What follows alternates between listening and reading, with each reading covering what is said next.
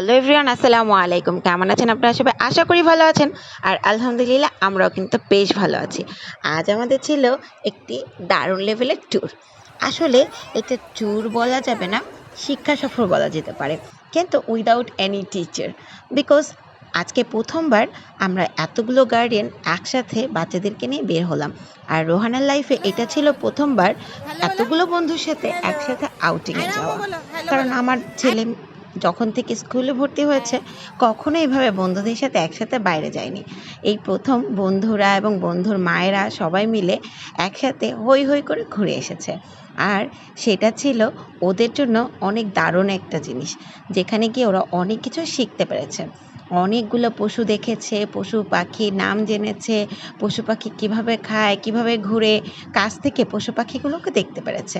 আর আমার মনে হয় এর থেকে যখন ছোট ছিল তখন গিয়ে কোনো লাভ হয়নি, বাট এইবার এইটা ওদের মেমোরিতে ঢুকে গেছে, ওদের মনে থাকবে। আর সবচেয়ে বড় বিষয়, ওরা একসাথে সবাই মিলে অনেক এনজয় করেছে। একসাথে খেলাধুলা, নানা ধরনের স্ন্যাক্স খাওয়া, প্লাস অনেক বেশি আনন্দ করা, সব মিলিয়ে দারুণ একটা দিন কাটিয়েছে। মনে হচ্ছিল যেন পিকনিকের একটা ভাইবস। সত্যি কথা, এত মেমোরেবল একটা দিন। আর সেটা যদি রোহানের ডায়েরিতে স্মৃতি হয়ে না থাকে তাহলে কি হয়, আমার ছেলেটা হয়তো বড় হয়ে যাবে একসময়, কিন্তু এই বিষয়গুলো ওর মেমোরিতে সেট হয়ে থাকবে। আর এভাবেই বন্ধুত্বপূর্ণ সম্পর্কগুলো বেঁচে থাকুক, আর এই সম্পর্ক বজায় রেখে ওরা অনেক ভালো মানুষ হয়ে উঠুক। আপনারা সবাই সবার জন্য দোয়া করবেন, আর বাচ্চাগুলো যেন সবসময় সুস্থ থাকে সেই দোয়া করবেন।